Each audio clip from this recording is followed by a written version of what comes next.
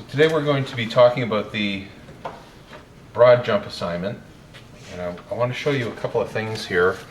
First being my animation drawings from the jump up and down. So I went through these after we had done the last lecture, and I've modified them because, as you probably found when you did your keys as well, as you step through the drawings, the character shrinks. How many people had the shrinking issue? Where the character shrinks down. Actually, there was one student in the other class who's it was the character actually shrank to less than half the size of his original. So he totally lost control of it, and so he admitted that he had goofed up on it and he had to fix it up. So I had a little bit of shrinkage, like about 1/4 of an inch. So I had to go back and I had to tighten up some of the drawings. And I wanted to go back in and just fix up some poses as well. So you can see I've tightened up my first drawing quite a bit to get my start off pose. And the little modifications that I made, which I would like you to make as well, is that, remember at the end of the class we talked about how gravity always wins. And so in my first pose, originally I had my character with straight legs, so I realized that I do have to bend the character's legs in order for the character to end up in the gravity wins scenario. And it just adds a little bit of weight to the character by bending their legs just ever so slightly. So I went back and modified that one. So I've gone in and I've got my poses here, my secondary key poses where the body, the knees go down, so I've got my dropping down position, but the body is almost still straight up and down. Then I bring the body over, the legs are still in the same downward position, and the arms are beginning to swing up, and then the arms pop up at the very end. So that's my cascading action or overlapping action, where different things are happening at different points in time. So that's one of the things that I really want you to pay attention to. And I saw this in the other class quite a bit, where everything stopped all at the same time. So they had their big primary key, but they didn't bother going back in and sticking in their secondary keys. So make sure that you get those in there. So then I have another anticipation that I added in. So I'm going to have my character come to this position here. They're going to hold on that position, and then they're going to anticipate up even more. So I've got both an upward movement in the arms and a downward movement in the head. So it's just another extreme position, right? So it's getting ready, and then going, all right? So then my jump up with my strobe, my ta-da pose, and then coming back down. And one of the other things that I had to adjust in this was the fact that when my character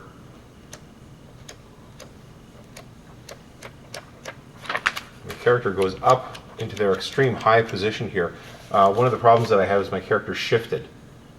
So because I arched the characters back a little bit too much, and it popped the character back off the path of action. So I had to go back and readjust that as well.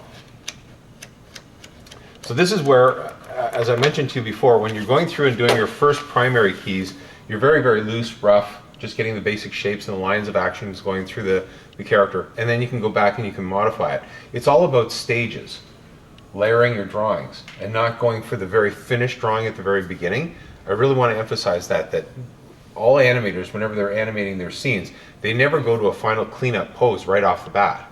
That's not the way they draw. You always draw very, very loose and rough, and in some cases it's just a circle. Like if you're doing a close-up of a character's head and they're doing some lip sync or something like that, you're just drawing a circle, and the circle is moving around the way you want the character's head to move.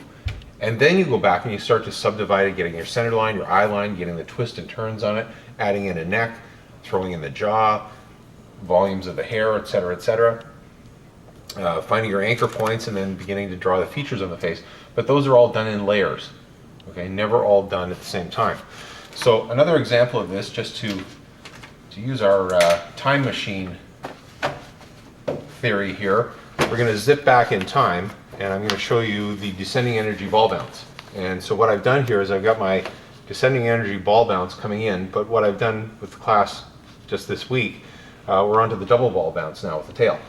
So in that lecture what I did was I added a tail onto it, and I modified it so that I turned it into a character. So the character, let me just show you the drawing for it. The character is my little dragon character here from the lip sync that I did back in the 11-second club. So I've taken him and added in some details onto some of the drawings. Now, just on some of my keys and breakdowns for the very beginning. I didn't get done all the way through it. But most of the drawings look like this, okay, where I've got my primary ball here. Put it down like this. I've got my primary ball, and then I put a second ball on top, and then I put a third ball for the head, and then I put a fourth ball for the beak, the end of the beak. And then I've got the tail coming out of the back of the primary ball. So as the ball comes in and bounces, it's doing the exact same action that you guys did on your primary single ball bounce. For the descending energy, it comes in, bounce, bounce, bounce, and then rolls to a stop over the side here. Everything's shot on twos, and so my timing, when you look at the pencil test, it looks correct for being a single ball. But once you start to add in other parts to it, it begins to change the dynamics of what's going on and changes the timing. So when I get this posted up, you'll be able to see how I've modified the timing. I did about 2 or 3 different tests on it to try and change things around, taking frames out, adding frames in, adding extra drawings in to fill in gaps that were obvious, because now that you've got the secondary action, things suddenly don't fit. So I had to play around with it, and now the timing on it, and when I do the lecture, you'll see the pencil test going at this point. You'll see the character comes in and how the modified timing speeds up certain parts and slows down other parts, mostly slowing up at the top of the action and speeding up on the movement going in or coming out of the high point. And it just adds a lot of dynamics to the overall animation. So let me just flip through this so you can see what I've got here. And you'll be able to see, I've added on an extension here because in some of the drawings my character's nose went out of the field. So I had to add on extra paper to get it so that they stayed on field. So I'll just hold it off to the side here and you'll be able to see it. So my ball comes in.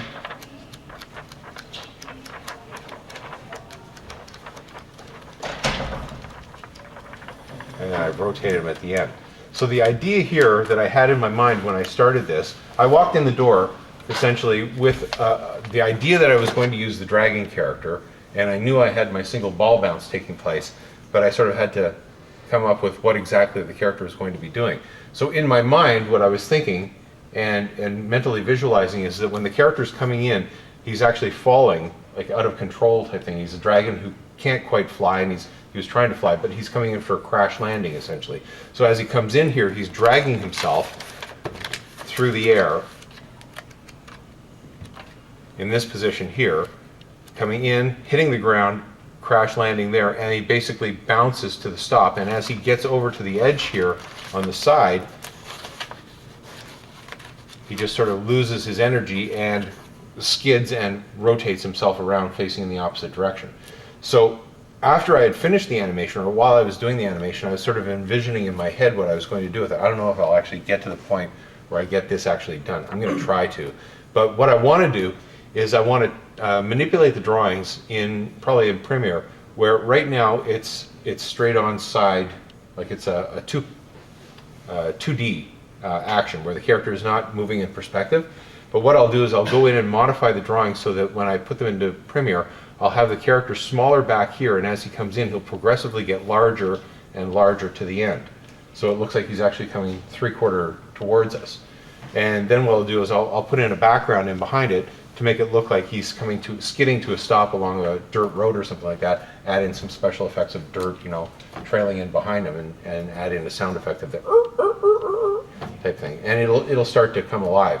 But that's the general idea of what I have. So in this action here are some of the principles that we're going to be dealing with in our broad jump that we're going to be doing today. So the action is essentially the same from this point here through to this point right here, and then the recovery on the tail end would be the same as what I have on the back end over here. I'll just hold my drawings differently so you can see the tail end of it.